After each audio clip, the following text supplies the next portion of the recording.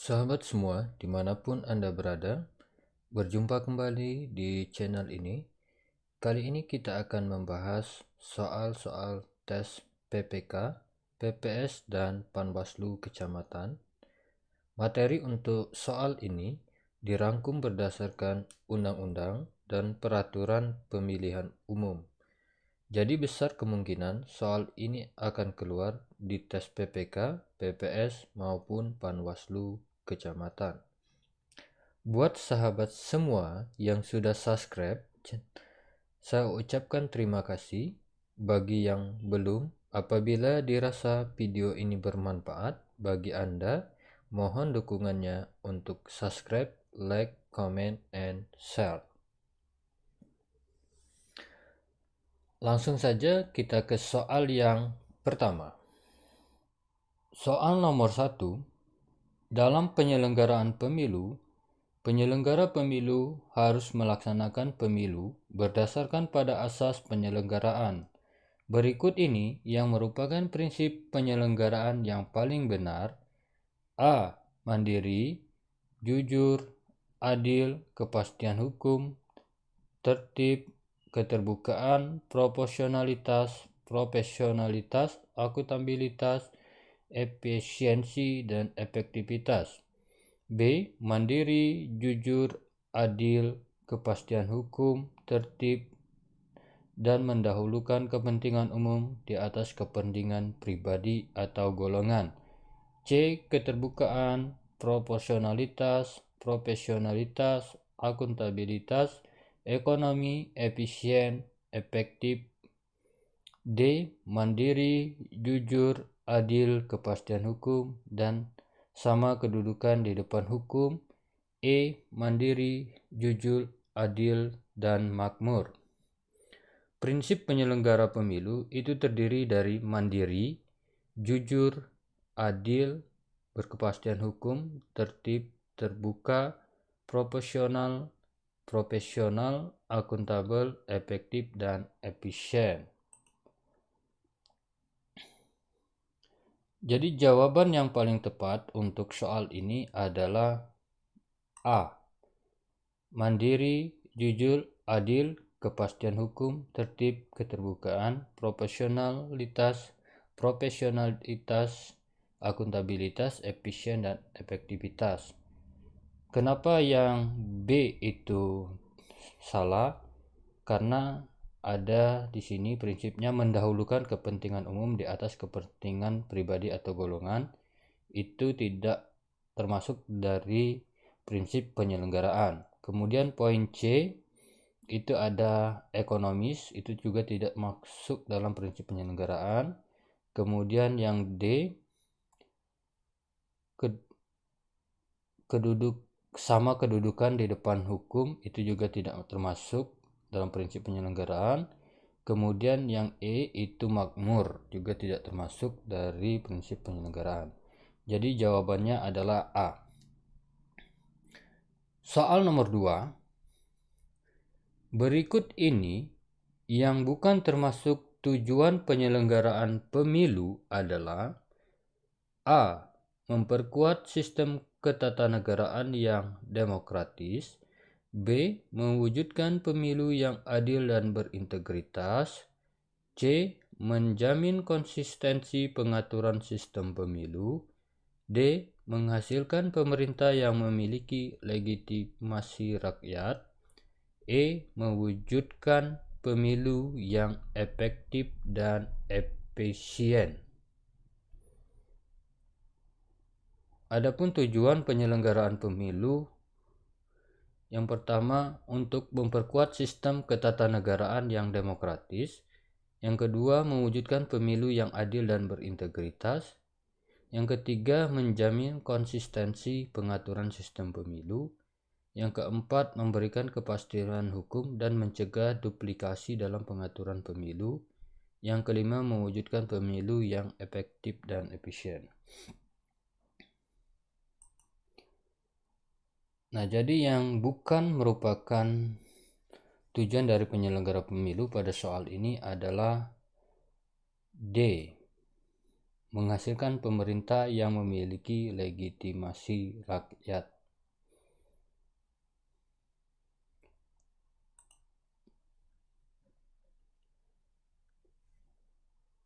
Kita lanjut ke soal nomor 3. Pada tanggal berapa jadwal tahapan pemungutan suara pemilihan umum yang sesuai dengan PKPU nomor 3 tahun 2022?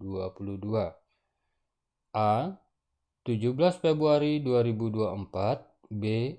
16 Februari 2024, C. 15 Februari 2024, D. 14 Februari 2024, E. 13 Februari 2024.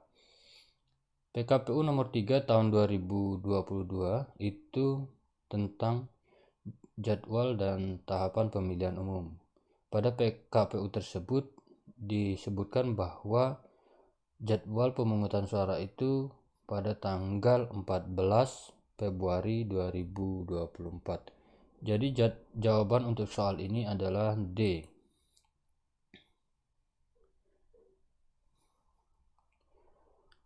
Soal nomor 4. KPU Provinsi dan KPU Kabupaten Kota bersifat hierarkis. Ketentuan ini diatur dalam Undang-Undang Nomor 7 Tahun 2017. Pasal dan ayat berapa? A. Pasal 5 ayat 3, B. Pasal 9 ayat 2, C. Pasal 9 ayat 1, D. Pasal 1 ayat 5, E. Pasal 2 ayat 1. Berdasarkan pasal 9 ayat 1, KPU Provinsi dan KPU Kabupaten Kota bersifat hierarkis, termasuk KPU Provinsi dan KPU Kabupaten Kota pada satuan pemerintah daerah yang bersifat khusus atau istimewa yang diatur dengan undang-undang. Jadi jawabannya untuk soal ini itu adalah C, pasal 9 ayat 1.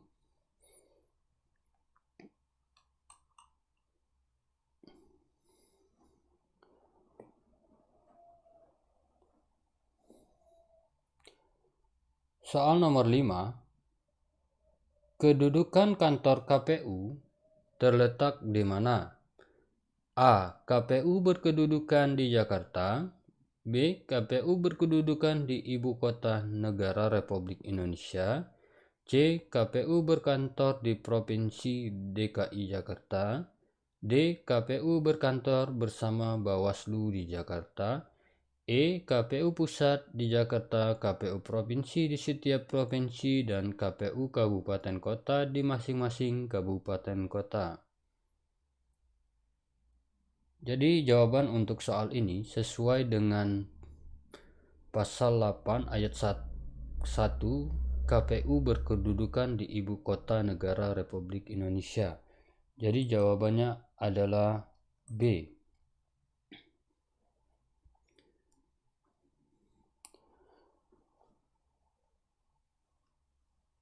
Soal nomor 6. Berapa jumlah anggota KPU, KPU Provinsi, KPU Kabupaten Kota, PPK, dan PPS? A. 97553, B. 1175553, C.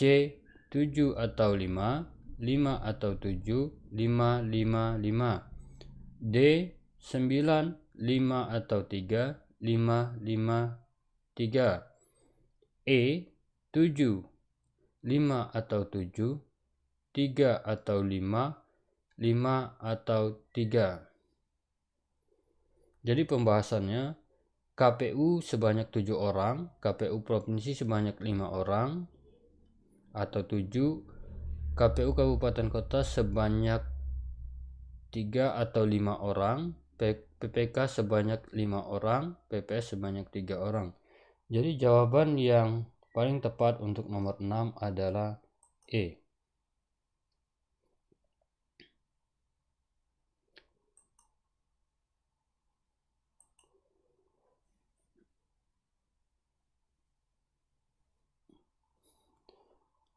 Soal nomor 7.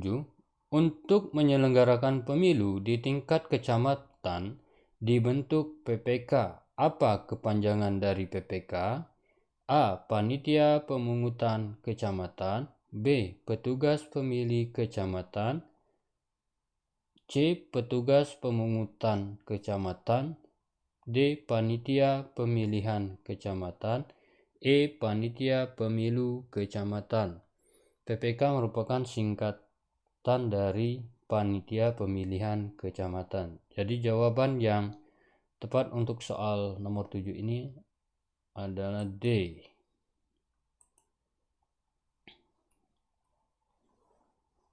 Soal nomor 8, PPK berkedudukan di mana? A. Kantor kecamatan. B. Kantor polsek kecamatan. C. Pendopo kecamatan. D. Ibu kota kecamatan. Ibu kota desa atau kelurahan. Jadi PPK berdasarkan pasal 51 ayat 2, PPK itu berkedudukan di ibu kota kecamatan. Soal nomor 8 jawabannya adalah D.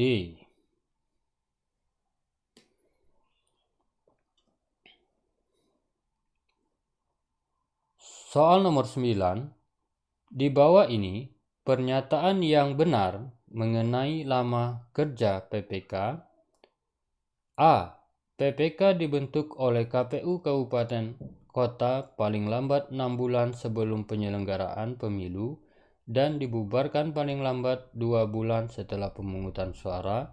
B. PPK dibentuk oleh KPU Kabupaten Kota paling lambat 8 bulan sebelum penyelenggaraan pemilu dan dibubarkan paling lambat 2 bulan setelah pemungutan suara. C. PPK dibentuk oleh KPU Kabupaten Kota paling lambat 10 bulan sebelum penyelenggaraan pemilu dan dibubarkan paling lambat 2 bulan setelah pemungutan suara. D. PPK dibentuk oleh KPU Kabupaten Kota paling lambat 1 tahun sebelum penyelenggaraan pemilu dan dibubarkan paling lambat 2 bulan setelah pemungutan suara. E. PPK dibentuk oleh KPU Kabupaten Kota paling lambat 6 bulan sebelum penyelenggaraan pemilu dan dibubarkan 1 bulan setelah pemilu. Jadi berdasarkan pasal 51 ayat 3 dinyatakan bahwa PPK dibentuk oleh KPU Kabupaten Kota paling lambat 6 bulan sebelum penyelenggaraan pemilu dan dibubarkan paling lambat 2 bulan setelah pemungutan suara. Jadi jawaban yang tepat untuk soal ini adalah A. PPK dibentuk oleh KPU Kabupaten Kota paling lambat 6 bulan setelah penyelenggaraan pemilu dan dibubarkan paling lambat 2 bulan setelah pemungutan suara. Baik, kita lanjut ke soal nomor 10. Dalam hal terjadi perhitungan dan pemungutan suara ulang, pemilu susulan, dan pemilu lanjutan, masa kerja PPK PPS diperpanjang. PPK PPS dibubarkan paling lambat berapa bulan setelah pemungutan suara? A. 1 bulan. B. 2 bulan. C. 3 bulan. D. 4 bulan. E. 5 bulan. Jadi dalam hal terjadinya perhitungan dan pemungutan suara ulang PPK PPS itu dibubarkan paling lambat 2 bulan setelah pemungutan suara. Untuk soal ini jawaban yang tepat adalah B. Kita lanjut ke soal nomor 11. Status Bawaslu, Bawaslu Provinsi, Bawaslu Kabupaten Kota, dan Panwaslu adalah. Pilihlah jawaban yang paling tepat. Oke, langsung kita analisa saja ya. A. Bawaslu bersifat tetap. B. Bawaslu Provinsi, Bawaslu Kabupaten Kota, dan Panwas bersifat ad hoc. Jawaban ini salah. B. Bawaslu dan Bawaslu Provinsi bersifat tetap. sementara Bawaslu Kabupaten Kota dan Panwaslu bersifat ad hoc. Karena Bawaslu Kabupaten Kota itu bersifatnya tetap juga. Untuk C ini salah, untuk B ini salah. Kemudian C, Bawaslu Provinsi, Bawaslu Kabupaten Kota dan Panwaslu bersifat ad hoc, ini salah.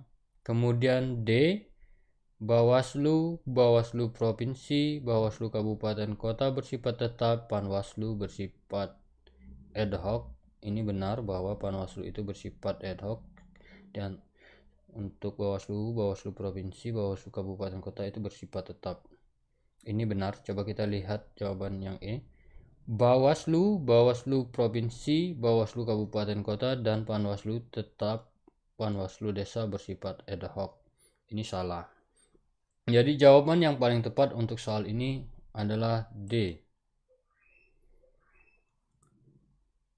Selanjutnya, soal nomor 12. Pernyataan di bawah ini yang bukan merupakan tugas, wewenang, dan kewajiban Panwaslu Kecamatan. A.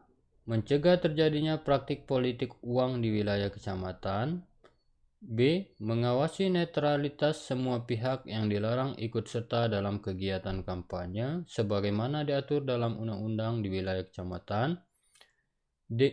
C. Melaksanakan pemuktahiran dan pemilihan penetapan data pemilih sementara dan daftar pemilih tetap.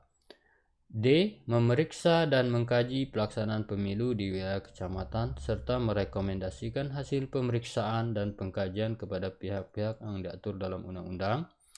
E. Bersikap adil dalam menjalankan tugas dan wewenang.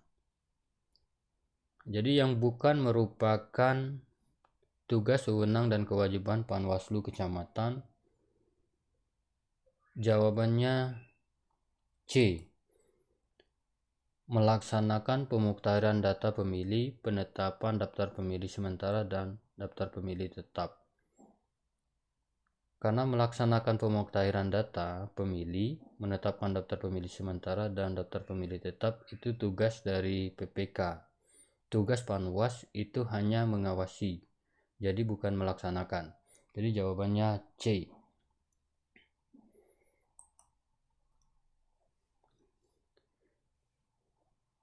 Kita lanjut soal nomor 13.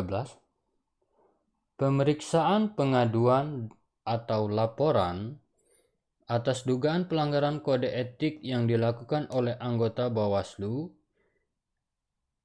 dilakukan oleh A. Dewan Kehormatan KPU, B. Dewan Kehormatan Bawaslu, C. Dewan Kode Etik, D. Dewan Kehormatan Penyelenggaraan Pemilu, E. Dewan Penegakan Etika Bawaslu.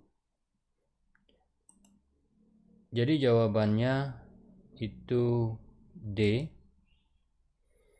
Sebagaimana diatur dalam pasal 155 ayat 2, DKPP dibentuk untuk memeriksa dan memutuskan aduan dan atau laporan yang dugaan pelanggaran kode etik yang dilakukan oleh KPU, anggota KPU Provinsi, anggota KPU Kabupaten Kota, anggota Bawaslu Provinsi, dan anggota Bawaslu Kabupaten Kota.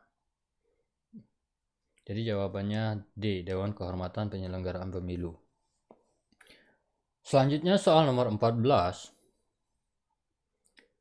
Pengawasan penyelenggaraan pemilu dilakukan oleh Bawaslu Provinsi, Bawaslu Kabupaten Kota, Panwaslu Luar Negeri.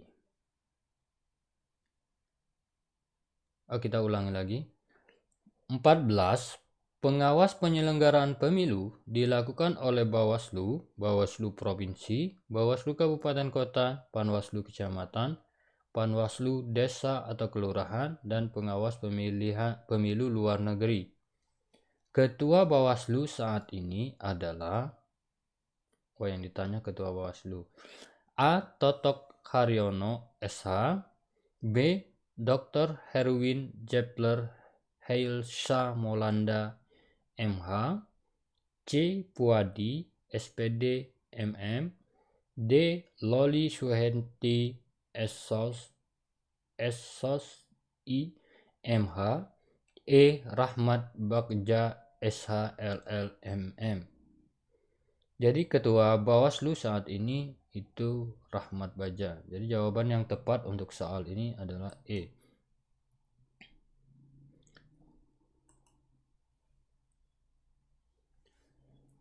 Kita lanjut lagi ke soal nomor 15.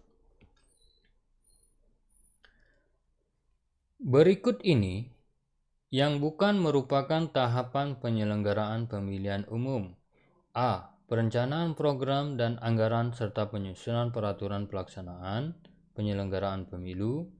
B. Pemuktahiran data pemilih dan penyusunan daftar pemilih. C. Masa kampanye pemilu. D. Pencalonan gubernur dan wakil gubernur, bupati dan wakil bupati, serta wali kota dan wakil wali kota. C. Menetapkan hasil pemilu.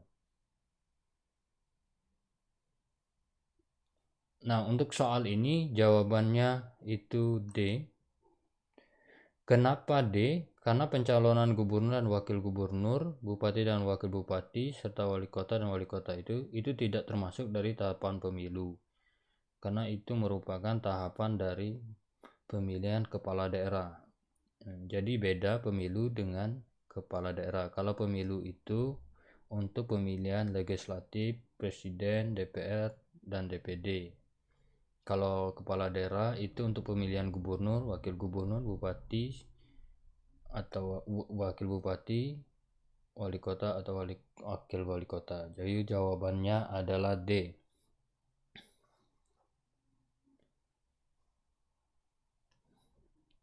Soal nomor 16. Tahapan penyelenggaraan pemilu dimulai paling lambat bulan sebelum hari pemungutan suara. A. 24 bulan, B. 25, C. 22, D. 20, E. 21. Untuk tahapan penyelenggaraan pemilu itu dimulai paling lambat 20 bulan sebelum pemungutan suara. Jadi jawaban untuk soal ini itu D. 20 bulan sebelum hari pemungutan suara. Kita lanjut ke soal nomor 17. Seluruh tahapan pemilu merupakan objek pengawasan. Setiap penyimpangan harus diproses sesuai dengan aturan yang berlaku. Di antara penyimpangan berikut, manakah yang sangat mempengaruhi hasil pemilihan? A. Memasang tanda gambar di tempat terlarang. B. Memberi keterangan tidak benar dalam proses pendaftaran. C. Melakukan kampanye pada waktu yang salah. D. Berkampanye dengan melanggar lalu lintas. E. Mengubah hasil perhitungan suara. Nah, jadi pada soal nomor 17 ini yang ditanya itu manakah yang sangat mempengaruhi hasil pemilihan? Yang mempengaruhi hasil pemilihan. Nah, jadi yang A, memasang tanda gambar di tempat terlarang itu tidak mempengaruhi hasil pemilihan. Kemudian yang B, memberikan keterangan tidak benar dalam proses pendaftaran, itu juga tidak mempengaruhi hasil pemilihan. C, melakukan kampanye pada waktu yang salah, ini tidak mempengaruhi hasil pemilihan. Kemudian D, berkampanye dengan melanggar lalu lintas, ini juga tidak mempengaruhi hasil pemilihan. Jadi jawaban yang tepat adalah E, mengubah hasil perhitungan suara. Kalau mengubah hasil perhitungan suara ini sudah pasti akan mempengaruhi hasil pemilihan. Jawabannya E. Kemudian soal nomor 18. DKPP bersidang untuk melakukan pemeriksaan dugaan adanya pelanggaran kode etik yang dilakukan penyelenggara pemilu. Siapakah yang dimaksud dengan penyelenggara pemilu? A. KPU, Bawaslu, dan lembaga pemantau pemilu. B. KPU, Bawaslu, dan partai politik. C. KPU, Bawaslu, lembaga pemantau pemilu, dan partai politik. D. KPU dan Bawaslu. C. KPU, Bawaslu, dan tim kampanye. Jadi jawaban untuk soal ini itu D. KPU dan Bawaslu. Kalau kita lihat soal jawaban nomor A, KPU, Bawaslu, dan Lembaga Pemantau Pemilu. Lembaga Pemantau Pemilu itu bukan penyelenggaraan. Kemudian yang B itu partai politik, itu bukan penyelenggaraan. Kemudian untuk poin yang C itu ada lagi lembaga pemantau pemilu dan partai politik, itu bukan penyelenggara pemilu. Kemudian D, KPU dan Bawaslu, itu tepat. E, KPU, Bawaslu, dan tim kampanye. Tim kampanye itu bukan penyelenggaraan pemilu tapi pelaksana kampanye.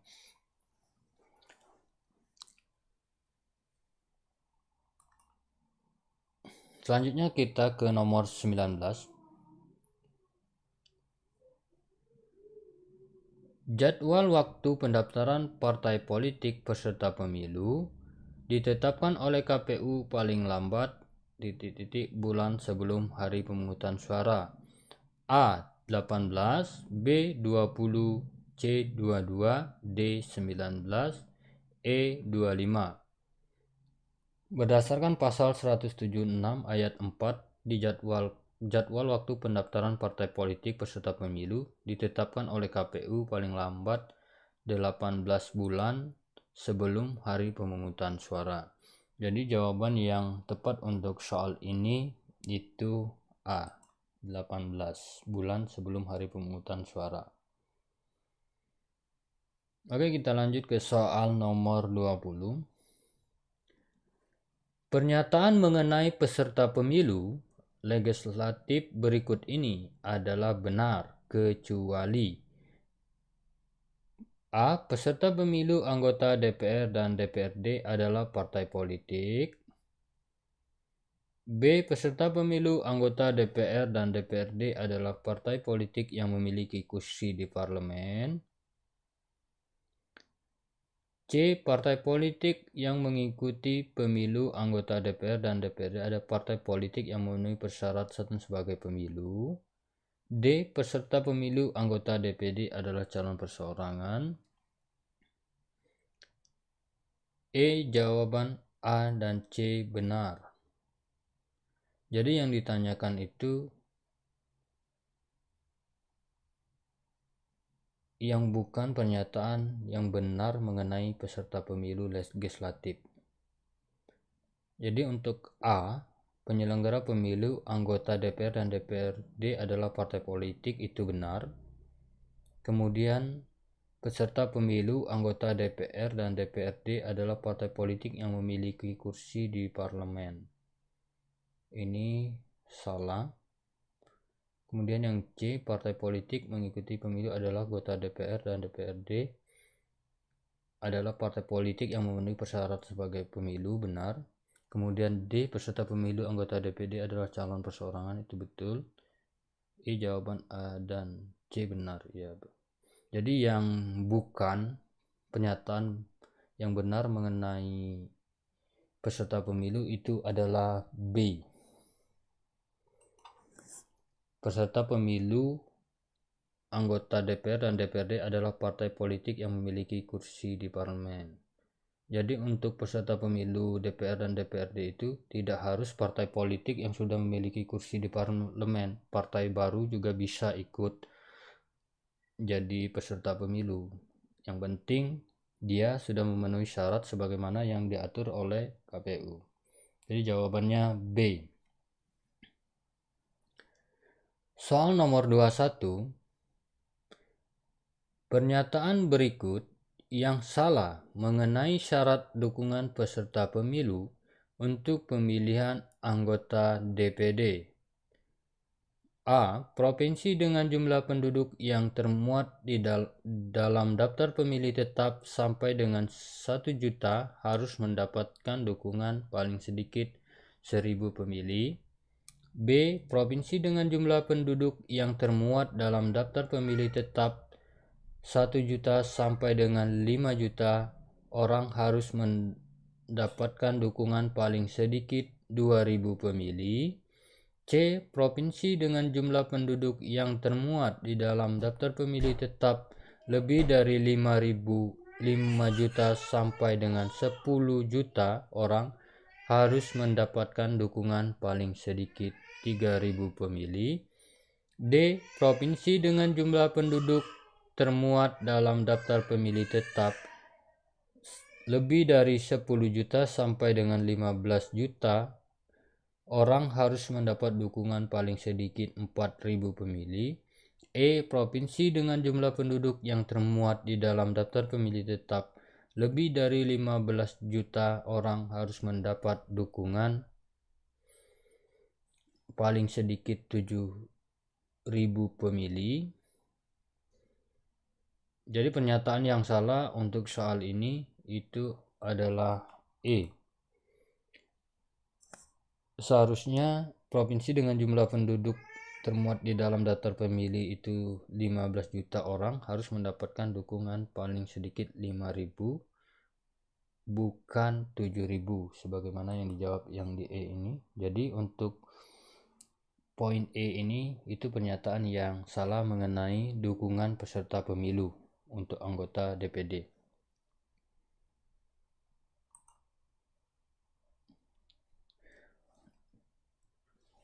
Soal nomor 22.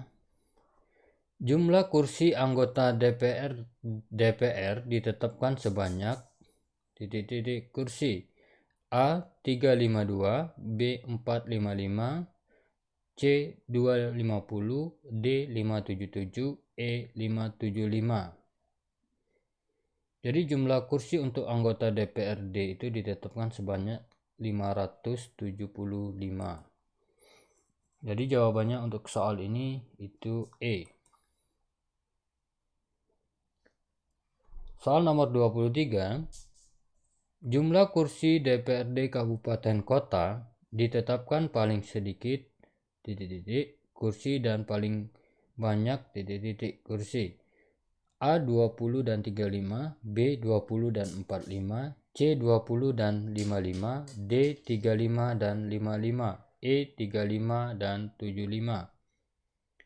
Jadi jawabannya berdasarkan pasal 191 ayat 1, jumlah kursi DPRD Kabupaten Kota ditetapkan paling sedikit 20 kursi dan paling banyak 55 kursi. Jadi jawaban yang benar untuk soal ini itu D.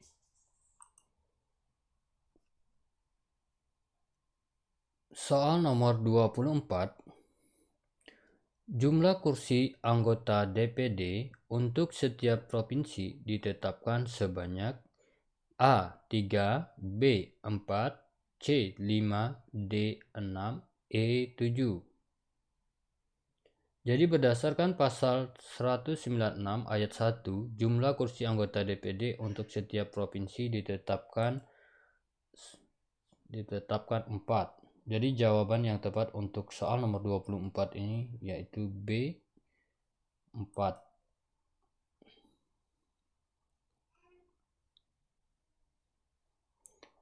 Soal nomor 25. Daftar pemilih sementara DPS disusun oleh A. Pantarli, B. PPS, C. PPK, D. KPU Kabupaten Kota, E. Semua jawaban benar. Jadi untuk DPS itu disusun oleh PPK. Jadi untuk DPS itu disusun oleh PPS berdasarkan domisili di wilayah rukun tetangga. Jadi jawaban untuk soal nomor 5 ini itu B. PPS.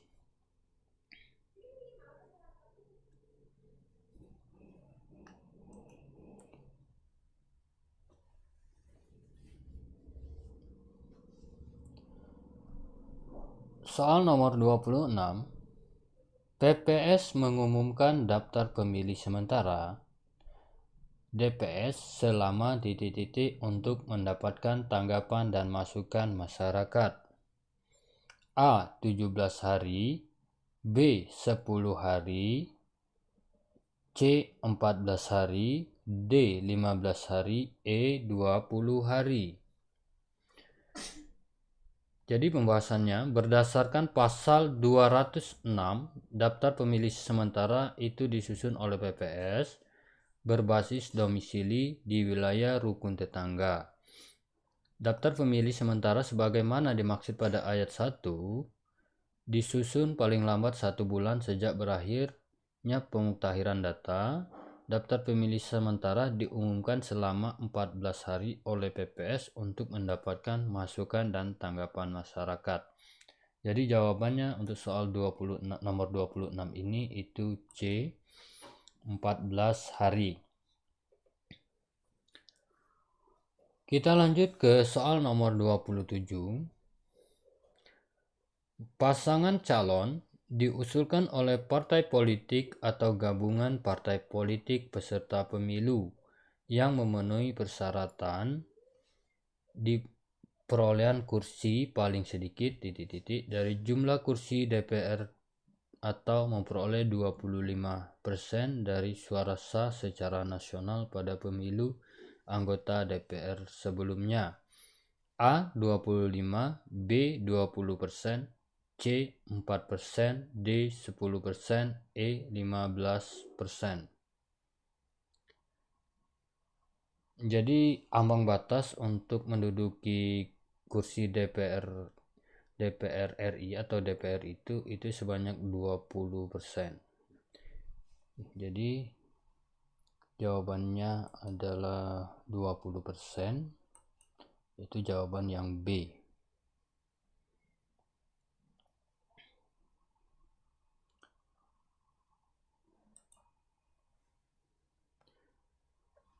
Kita lanjut ke soal nomor 28. Berikut ini adalah pernyataan yang benar mengenai daftar calon tetap anggota DPRD, DPR Provinsi, dan DPR Kabupaten Kota kecuali. Ini ya, kecuali berarti yang bukan ya, bukan yang benar. A. Daftar calon tetap disusun berdasarkan nomor urut dilengkapi dengan pas foto terbaru.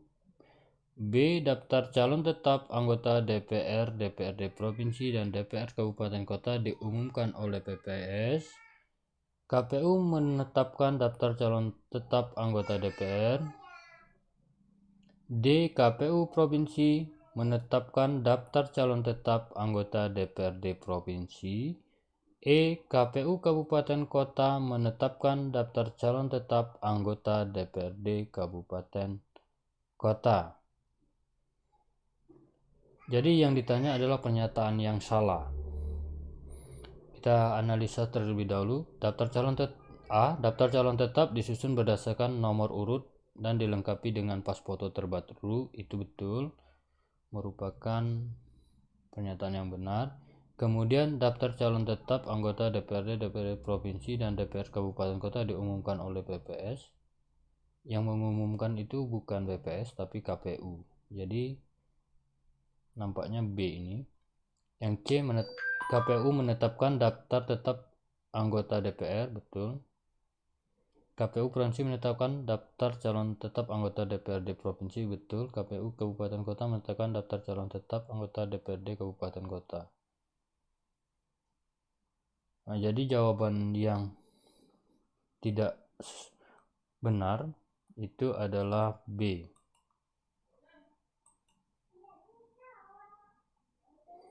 Daftar calon tetap anggota DPR dan DPRD Provinsi dan DPRD Kabupaten Kota diumumkan oleh PPS. Kita lanjut soal nomor 29. Kampanye pemilu dapat dilakukan melalui A. Pertemuan terbatas, B. Pertemuan tatap muka, C. Pemasangan alat peraga di tempat umum, D. Rapat umum, E. Semua jawaban benar. Jadi kampanye pemilihan umum itu dapat dilakukan melalui A. Pertemuan terbatas, bisa. B. Pertemuan tatap muka, bisa dilakukan. C. Pemasangan alat peraga di tempat umum juga bisa dilakukan. D. Rapat umum juga merupakan metode dari kampanye. Jadi jawabannya E. Semua jawaban benar.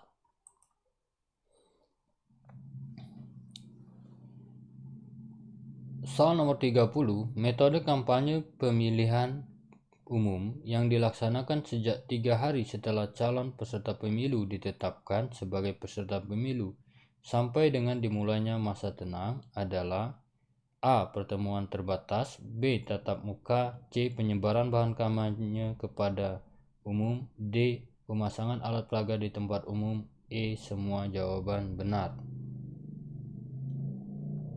Jadi metode kampanye pemilu itu tidak boleh dilaksanakan kalau sudah memasuki masa tenang. Jadi apapun metodenya itu tidak boleh dilakukan. Baik itu pertemuan terbatas, pertemuan tatap muka, penyebaran bahan kampanye, pemasangan alat peraga, itu semua tidak boleh dilakukan. Jadi jawaban yang tepat untuk soal ini adalah E.